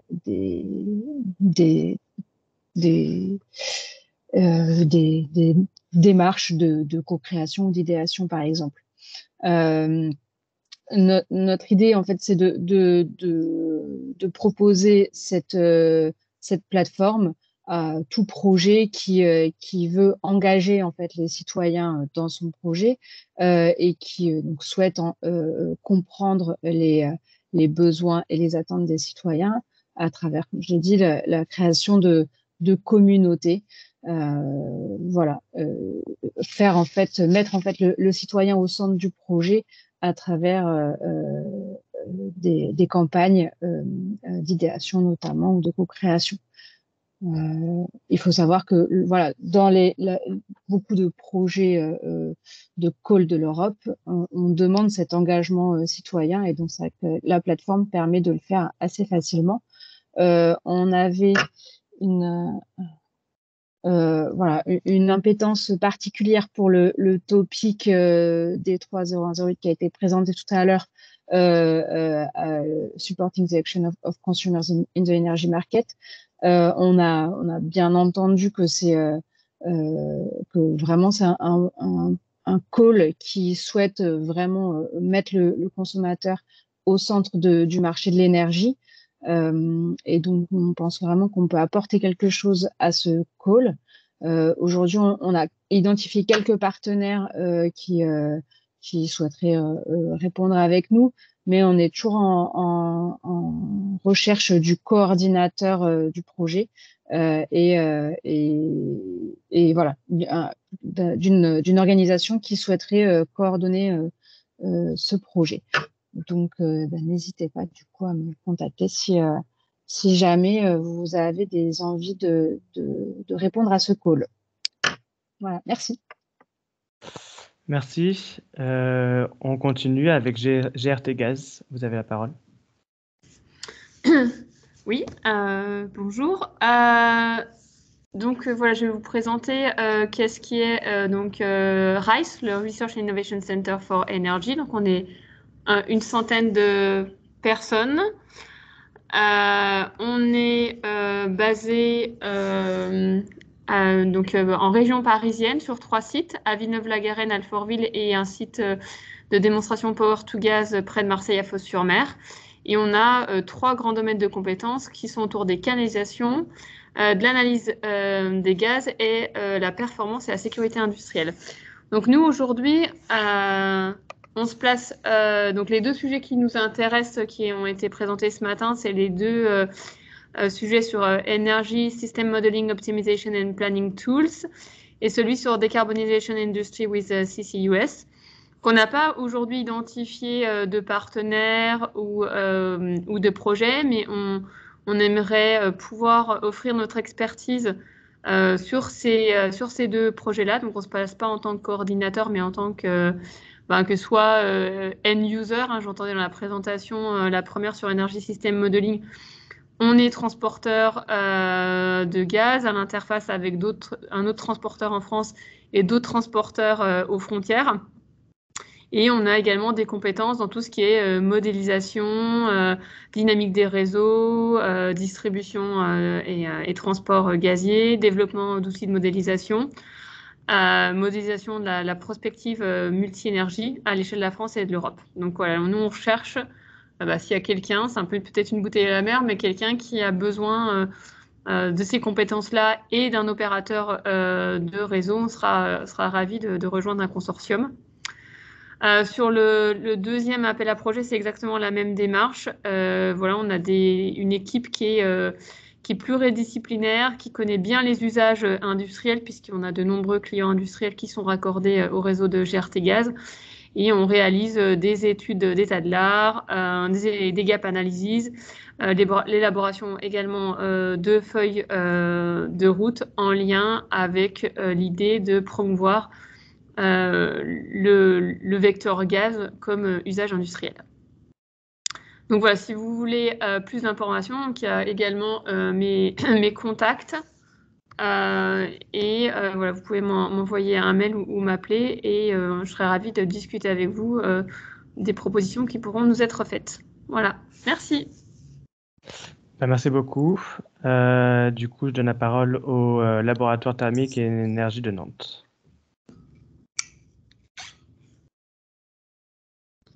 En fait, il disait que tu pouvais... Ils ont l'autre... Vous êtes présent pour le laboratoire thermique énergie de Nantes?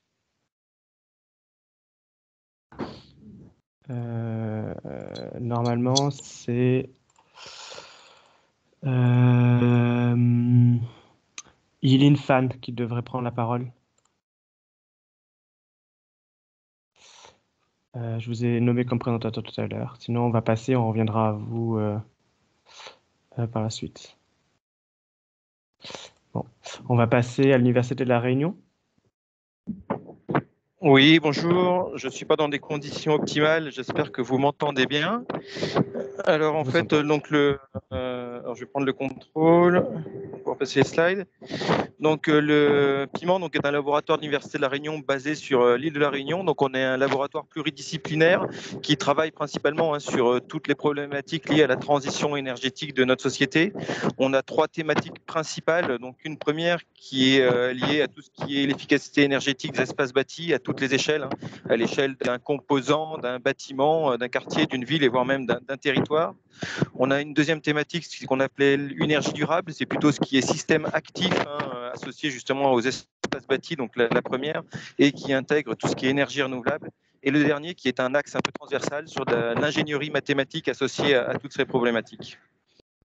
Donc, concernant ces calls, il y en a 2 qui nous ont attirés plus particulièrement. Donc, il y a celui sur tout ce qui est off-grid et le deuxième sur les Energy System Modeling, Optimization and Planning Tools.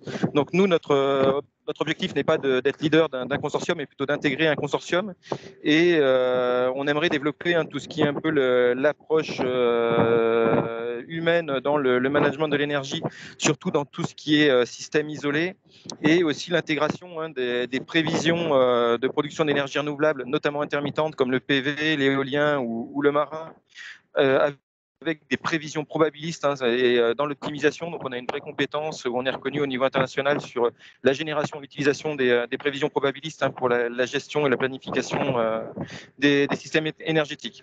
Donc voilà ce qu'on pourrait en tout cas proposer à l'intérieur d'un consortium. Donc on a déjà des partenaires identifiés localement, puisqu'en fait sur l'île de la Réunion, on a des cas d'études qui pourraient être très intéressants pour ces 2 sujets, puisqu'on a pas mal de sites hors réseau déjà instrumentés avec des systèmes de micro-réseaux, avec des piles à hydrogène, du stockage chimique et autres, et on a déjà des travaux en cours dessus, donc on a déjà vraiment des systèmes qui peuvent être utilisés dans ce genre de call. L'île elle-même, l'île de la Réunion elle-même, qui est un site isolé avec une configuration électrique bien particulière, avec déjà une très forte pénétration d'énergie renouvelable, et aussi un cas d'étude qui est vraiment intéressant pour justement mettre en œuvre ces projets. Et voilà, on a déjà les partenaires, on va dire, localement, et on a aussi des réseaux à travers d'autres, on va dire, insulaires, comme vous voyez Madrid, même s'ils ne sont pas insulaires, c'est eux qui s'occupent de tout ce qui est plutôt du côté des Canaries. Voilà, donc nous, ce qu'on cherche aujourd'hui, c'est des partenaires qui peuvent autant des industriels, des petites entreprises, des académiques dans des secteurs qui seront l'IoT, tout ce qui est transfert d'informations lié au contrôle des systèmes, mais aussi à ne pas oublier tout ce qui est économique, sociétal, puisque on met pas mal l'usager au centre de nos thématiques, donc c'est des choses qui sont importantes.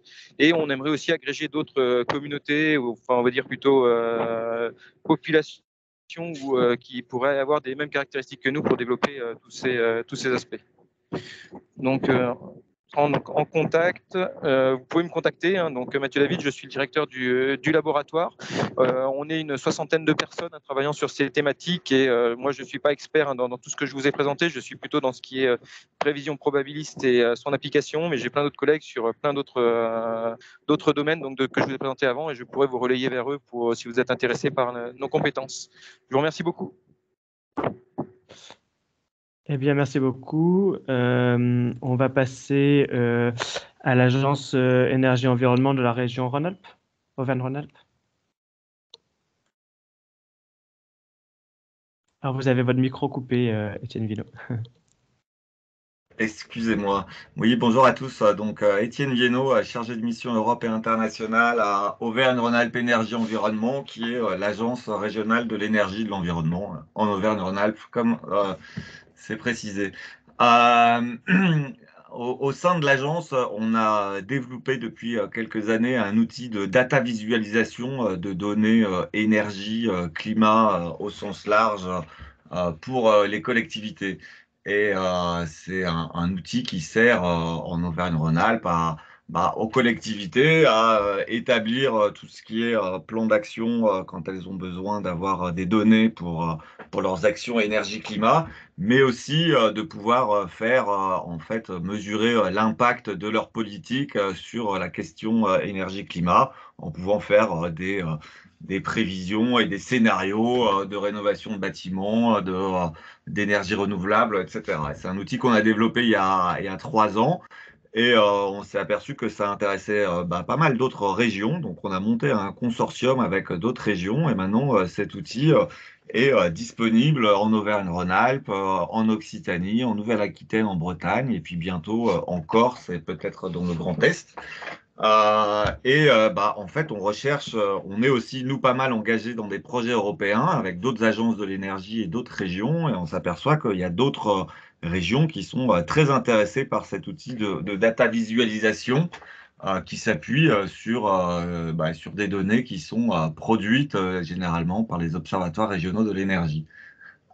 Et donc, on cherche un programme pour voir comment on pourrait renforcer et nous continuer à travailler sur cet outil, et puis de pouvoir que d'autres régions européennes s'en emparent. Donc, voilà pour grosso modo le projet. Je vais passer à la slide d'après. Donc, l'impact, en fait, ce qu'on cherche vraiment, nous, au niveau régional, c'est de renforcer notre outil de données. Les données sont fournies par différents canaux qui alimentent un observatoire, avec une ambition qui est vraiment, c'est aussi de pouvoir représenter les données énergie qui sont assez complexes de façon un peu plus simple, parce que notre cible, ce sont les collectivités et leur politique publique. Et dans les collectivités, on n'a pas des experts en énergie, des ingénieurs en énergie de partout, et on a besoin que les décideurs aient aussi une visualisation un peu intéressante pour comprendre un peu l'énergie sur leur territoire. Ça nous permettrait aussi d'essayer d'explorer le champ de nouveaux indicateurs énergétiques, climatiques et autres. Et au niveau de l'Union européenne, ce qui nous intéresse pour nous, c'est d'avoir ce système simple un peu qui nous permettrait aussi de permettre de comprendre comment les régions et les collectivités participent aux ambitions européennes en termes de gaz à effet de serre, de consommation d'énergie, d'efficacité énergétique, etc. Que ça nous permettrait de montrer le rôle des agences et des régions aussi dans cette transition énergétique. Et puis, c'est un partage d'informations qui est assez intéressant. Donc, voilà, je ne sais pas si c'est exactement le bon call, le call 0113. Il nous paraissait intéressant. Donc, on est intéressé pour participer, voire développer une proposition sur ce sujet. Voilà.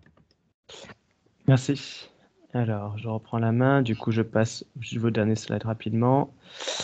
Et donc, le dernier pitch pour aujourd'hui, qui est un pitch émanant du CEA. Vous avez pris, je vois la main, et je vous laisse la parole. Oui, bonjour à tous. Alors, je profite de cette session de pitch pour présenter rapidement les capacités en modélisation des systèmes énergétiques du CEA. Donc, au CEA, on a une expertise niveau DRT-LITEN dans la modélisation des systèmes énergétiques, en particulier tout ce qui est panneaux solaires, réseaux de chaleur, hydrogène, batteries, biomasse. Et aussi, niveau DES, on est capable de modéliser les réacteurs nucléaires et de prendre en compte leurs contraintes sur la manœuvrabilité. Et donc, fort de toute cette expertise, on a essayé de capitaliser ça au travers d'une plateforme logicielle qu'on a appelée Trilogy. Donc, cette plateforme-là, elle est dédiée à la modélisation et l'optimisation des systèmes énergétiques, des réseaux. Et vraiment, on a une approche multi-échelle et multi-énergie. Donc, c'est une plateforme qui est capable de faire des études de scénarios. On va analyser différents mix énergétiques. On pourra faire de l'analyse d'opportunité, de faisabilité, du prédimensionnement jusqu'au pilotage du système. Et on est capable de faire ça aussi bien à l'échelle locale, les agglos, les réseaux industriels, que les territoires ou des échelles nationales, européennes, pour tout ce qui est analyse de mix énergétique optimal.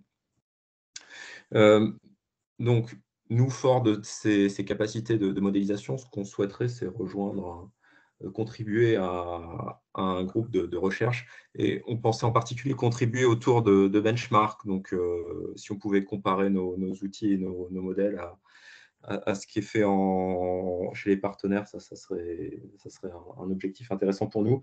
On pourrait aussi contribuer en proposant des use cases. Par exemple, on a des partenariats avec certaines régions, certaines agglos, et donc on pourrait proposer des use cases qui pourraient servir de base à ces benchmarks. Et donc, nous, on avait identifié plutôt le call sur Energy System Modeling, qui semblait pouvoir être intéressé par ce genre de proposition. Donc, voilà pour les capacités en modélisation du CEA. Donc, là, je laisse mes contacts. Donc, Kerim Amar, je pilote la plateforme Trilogy.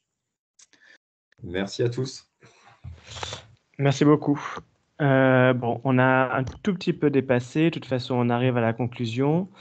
Donc, je ne vous retiens pas longtemps. Juste un dernier rappel sur les possibilités qui existent sur le site de la Commission européenne, donc tous les appels, les statistiques via le dashboard, les projets financés, les événements, etc. Donc, vous avez les liens.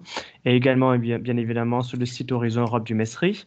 Donc, il y a également une page spécifique du PCN Climat Énergie où on inscrit tous nos événements, les appels qui sont ouverts, des fiches pratiques, ça c'est assez nouveau, donc vous pouvez consulter, les télécharger. Bien sûr, l'outil de recherche des partenaires, hein, qui est un peu disons le pendant de cette session de pitch qu'on a faite, donc avec des fiches partenaires à télécharger, les replays de webinaires, donc ce webinaire sera disponible sur notre site, et bien sûr la FAQ. Comme toujours, vous pouvez nous adresser vos questions par email, les questions que vous n'auriez pas eu le temps de posées aujourd'hui et nous suivre sur LinkedIn et Twitter. Et je vous invite, si vous n'êtes pas déjà inscrit, à le faire sur la liste de diffusion du PCN. Une dernière information, on va vous transmettre un questionnaire de satisfaction de ce webinaire où vous pourrez nous faire part de vos remarques et suggestions sur les prochains webinaires, en espérant notamment que ce webinaire n'a pas été trop dense parce que je pense qu'on est allé assez vite, mais ça vous pouvez le mettre et nous faire part de vos remarques. Et j'en profite pour remercier tous les intervenants, donc Monsieur Philippe Schild de la Commission européenne qui a dû nous quitter, Sophie Maillet, merci beaucoup pour votre présentation, et bien sûr toutes les personnes qui se sont prêtées au jeu des pitchs. J'espère que ça a été utile. Pareil, vous pourrez nous faire votre retour via le questionnaire pour savoir si c'est quelque chose qu'on mettra en place de manière plus systématique ou si ça correspond pas à vos attentes. Voilà. Merci beaucoup.